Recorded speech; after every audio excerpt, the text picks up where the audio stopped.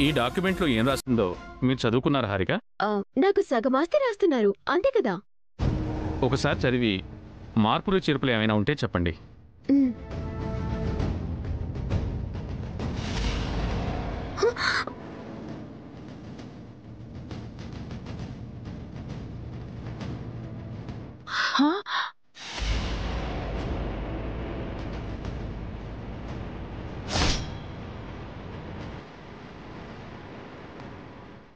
బంగారం లాంటి ఆస్తి పేపర్లను నేలపాలు చేసేసిందేంటి? ఇదేదో అపశకునంలా ఉందత్తా. ఆస్తి తన చేతికిస్తే ఇలాగే నేలపాలవుతుందని ఆ దేవుడు చెప్పకనే చెప్పాడన్నయ్యా. ఇప్పుడైనా ఆలోచించండి.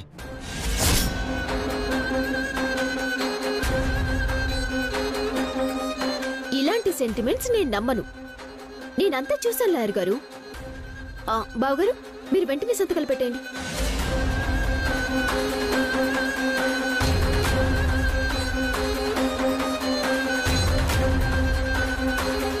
ఎందుకంత తొందరపడుతున్నావు? సంతకం పెడతామని చెప్పారు కదా. సంతకం పెట్టానయ్యా.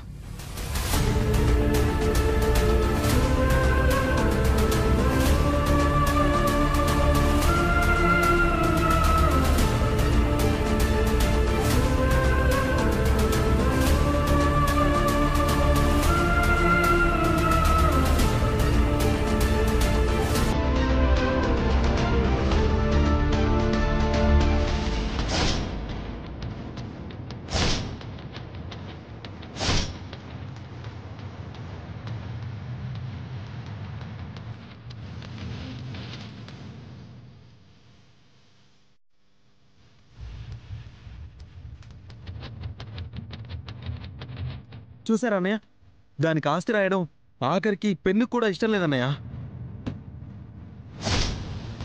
వీడు వెటకారంతో అంటున్నాడా లేక కోపంతో అంటున్నాడా? చూస్తుంటే హారికకి ఆస్తి వచ్చేలా లేదట. అన్ని అపశకనాలు ఎదురవుతున్నాయి. నేను వెళ్ళి ఇంకో పెన్ తీసుకొస్తాను.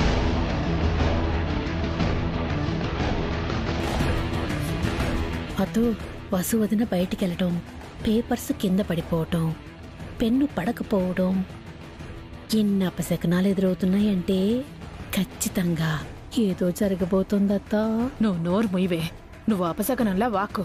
ఈరోజు భూమి బద్దలైనా ఆస్తి హారికకు రావాల్సిందే.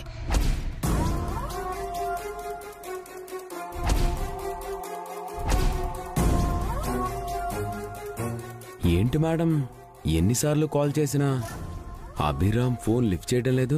నేనంటే భయం లేదా, లేదా మీరంటే ప్రేమ లేదా? నీకు పతనం స్టార్ట్ అయింది ఆదిత్య, అందుకే ఇలా చేస్తున్నావు. లేదు మేడం, మనకిప్పుడిప్పుడే గుడ్ టైం స్టార్ట్ అవుతుంది. నా లవర్ హారికకు మీ సగం ఆస్తి రాబోతుంది. నాకు గవర్నమెంట్ ఈవెంట్ రాబోతుంది. I'm happy. హారికకు ఆస్తి రానివను, నీకు ఈవెంట్ రానివను. మీరిక్కడున్నారు, అక్కడ ఆస్తి రాస్తున్నారు. ఏం చేస్తారు మేడం? మీరు ఏమీ చేయలేరు. రాయ్, ఆ అభిరామ్ ఫోన్ లిఫ్ట్ చేయటం లేదు. వాడు ఫోన్ ఎత్తే వరకు నేను ట్రై చేస్తూనే ఉంటాను. మీరు వీళ్ళని జాగ్రత్తగా కాపలా కాయండి. అలాగే సార్.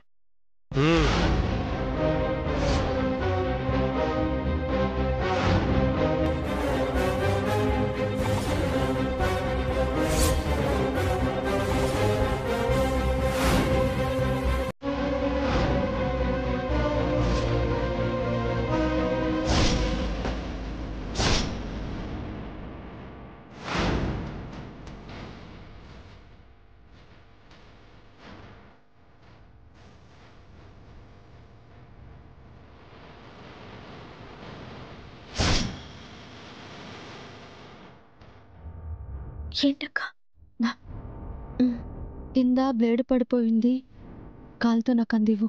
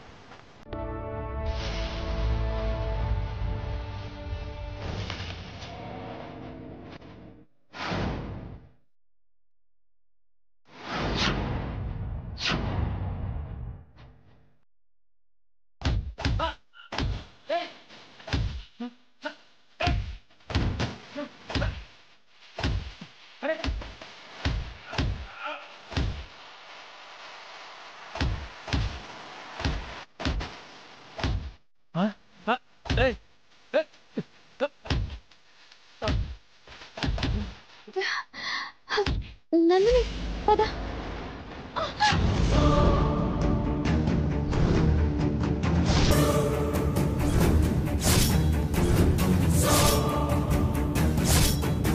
మీరు చాలా స్మార్ట్ అని నాకు తెలుసు మేడం, బట్ నేను చాలా క్రూయల్.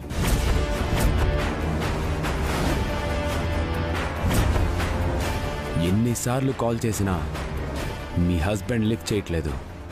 మిమ్మల్ని అడ్డు పెట్టుకొని అభిరామ్ని ఈవెంట్ డిమాండ్ చేద్దాం అనుకున్నాను, కానీ ఇప్పుడు మిమ్మల్ని చంపి శవాల్ని పార్సిల్ చేస్తాను. Don't move.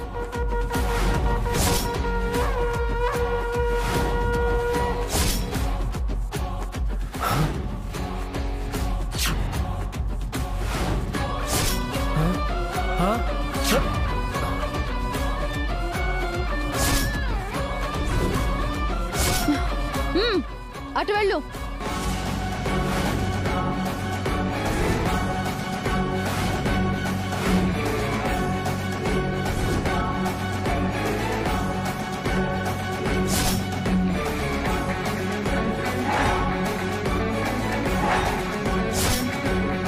Cool baby, cool, relax. అది గన్ పేలుతుంది. Give it. ఆడపిల్లవి గన్ని హ్యాండిల్ చేయలేవు. ఏయ్, దగ్గరకు వచ్చావంటే కాల్ చేస్తాను. నందిని, అది తీసుకొని కట్టేసేయ్. ఏబు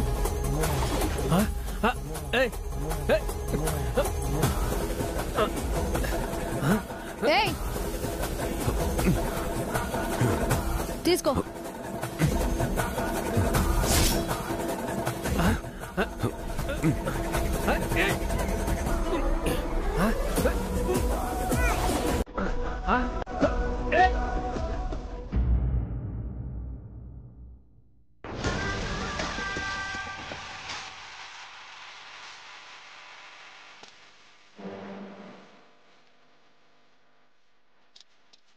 ఇదేంటి ఒకేసారి ఇన్ని పెన్నులు పట్టుకొచ్చింది?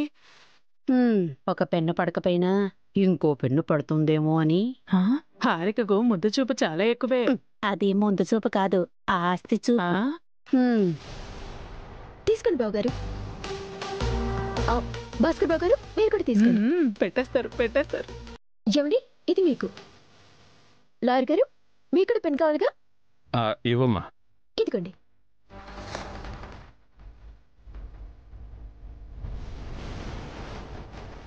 ఇప్పుడు ఎలా సంతకాలు పెట్టరో, ఏ శక్తో చాపుతుందో చూస్తా.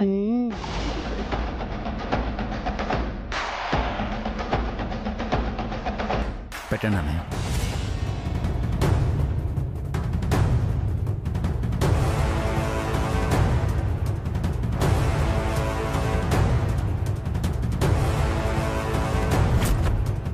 కొంచెం ఫాస్ట్గా వెళ్ళండి.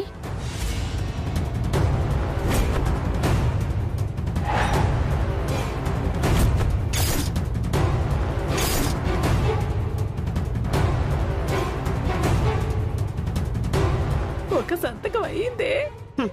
ఇంకో 2 సంతకాలున్నాయిగా.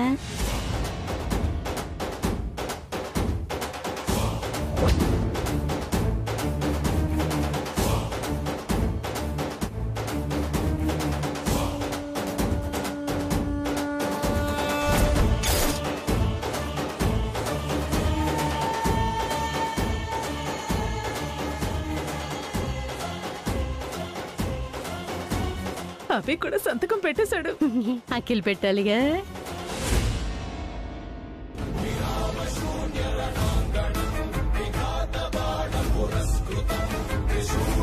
అఖిల్,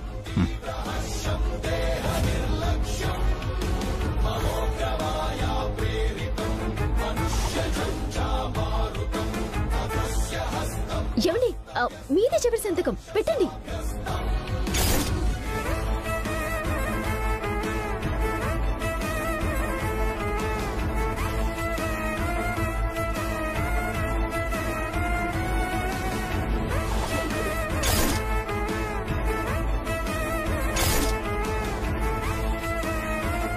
అయిపోయింది అయిపోయింది అయిపోయింది అయిపోయింది. ఏంటైపోయింది? నీ గుండె ఆగిపోయేలా ఉంది, కాస్త ఆగత్తా. ఆపండి.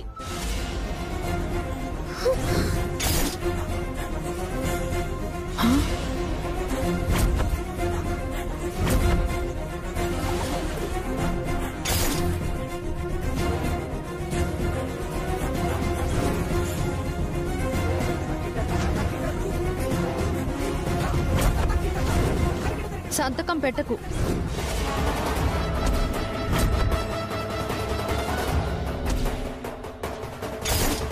లాయర్ గారు, దయచేసి మీరు వెళ్ళండి. మేము తర్వాత కాల్ చేస్తాం. ఓకే అమ్మా.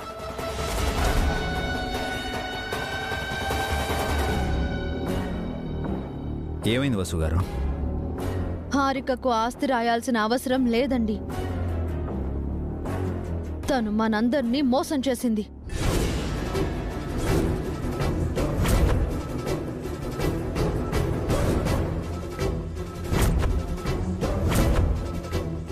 ఆస్తి ఇవ్వకుండా హారికను నువ్వు మోసం చేస్తున్నావు. ఆవేశపడకత్తా, వసు వదిన ఏదో విషయం తీసుకొని వచ్చింది. హారిక మనల్ని మోసం చేయడం ఏంటి వసు? తను మన దగ్గర ఒక భయంకరమైన నిజాన్ని దాచిపెట్టింది అత్తయ్య. ఆ నిజమేంటో చెప్పండి వసు గారు. హారిక కడుపులో పెరుగుతున్న బిడ్డకి తండ్రి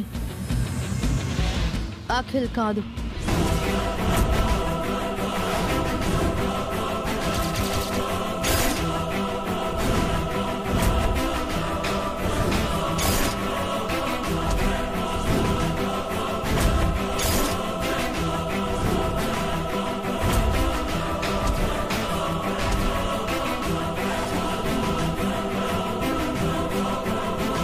మరెవరు?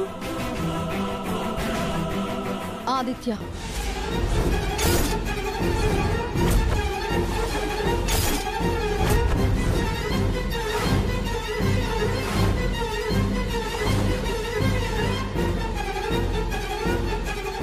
ఏమంటున్నావు వసు? అఖిల్ వల్ల హారిక తల్లి కాలేదా? అవునత్తయ్య. అఖిల్ని మోసం చేసి హారిక ఆదిత్యతో రిలేషన్ పెట్టుకుంది. ఆదిత్య వల్లే తను తల్లయింది.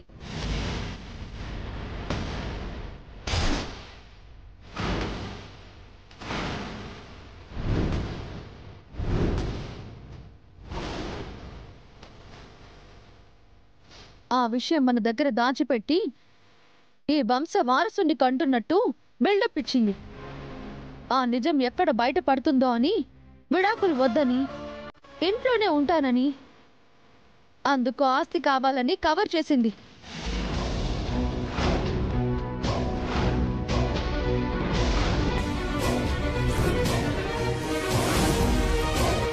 నిన్న ఆదిత్య హారికలు రెస్టారెంట్లో కలుసుకుని మాట్లాడుకోవడం నందిని వినింది. అందుకే నందినిని కిడ్నాప్ చేసి బంధించాడు.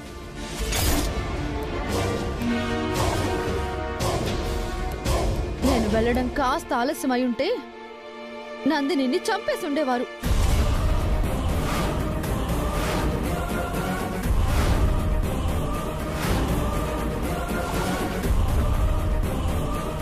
నందినిని కాపాడాలని వెళ్ళిన నన్ను కూడా చంపాలనుకున్నారు. దేవుడి దయ వల్ల ఇద్దరం ప్రాణాలతో బయటపడ్డాం.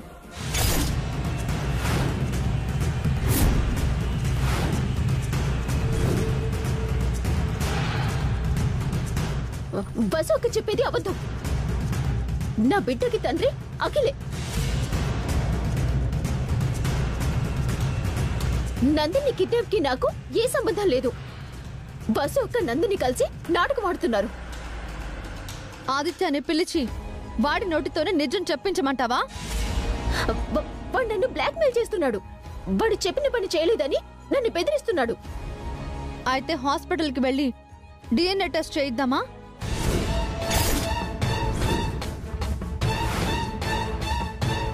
చెప్పు, హాస్పిటల్కి వెళ్దామా?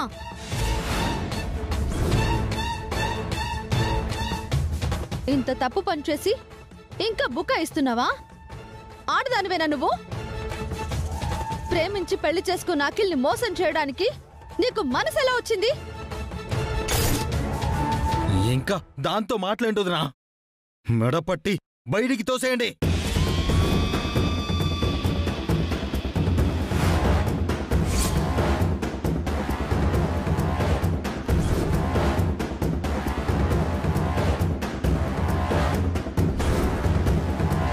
అది నాకొద్దు. ఇంకొక క్షణం అది నా కళ్ళ ముందుంటే నేను దాన్ని చంపేస్తాను. నన్నెందుకు చంపుతావు? ఏ నీకు నందినికి రిలేషన్ లేదా? నీకు న్యాయం నాకు న్యాయమా?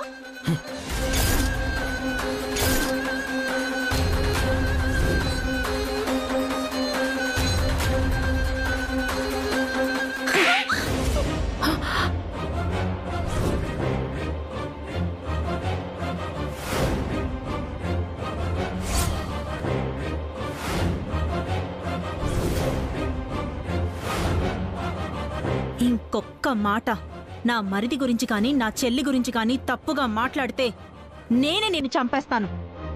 కడుపుతో ఉన్న నన్ను కొడతావా? నువ్వు వాడదానివేనా?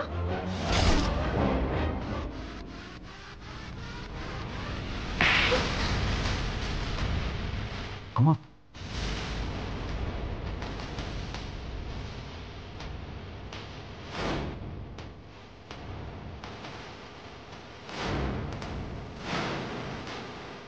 ఎలాంటి ఇంట్లోకి వచ్చి ఎలాంటి పని చేశావు? నా కోడలిగా ఉండే అర్హత నీకు లేదు. నీలాంటి దాన్ని ఏం చేసినా పాపం లేదు. కడుపుతో ఉన్నావని క్షమించొదిలేస్తున్నాను. పోవే బయటికి. పొరపాటు ఇది జరిగితే గెంటేస్తారా? నువ్వు చేసింది పొరపాటు కాదు హారిక, మోసం.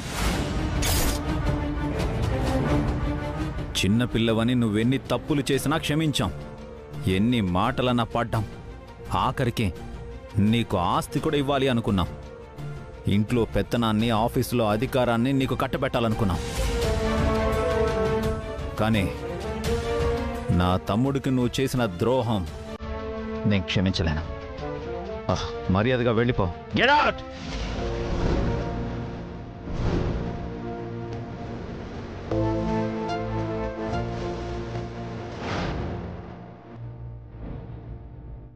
సడన్ గా వెళ్ళమంటే ఎక్కడికి వెళ్తాను? అటు మా మమ్మీ కాదండి, మీరు కాదంటే నా గతం కావాలి. అది నువ్వు తప్పు చేయకముందు ఆలోచించాలి హారిక.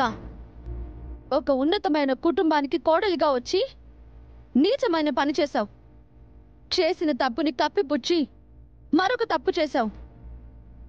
ఈ ఇంట్లో ఉండే అర్హత నీకు లేదు.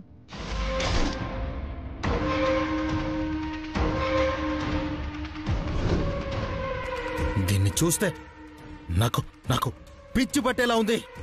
గెంటేయండి.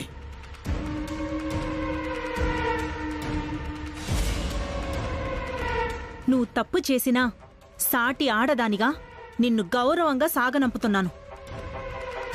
మళ్ళీ ఈ ఇంట్లో అడుగు పెట్టకు. పద. పద.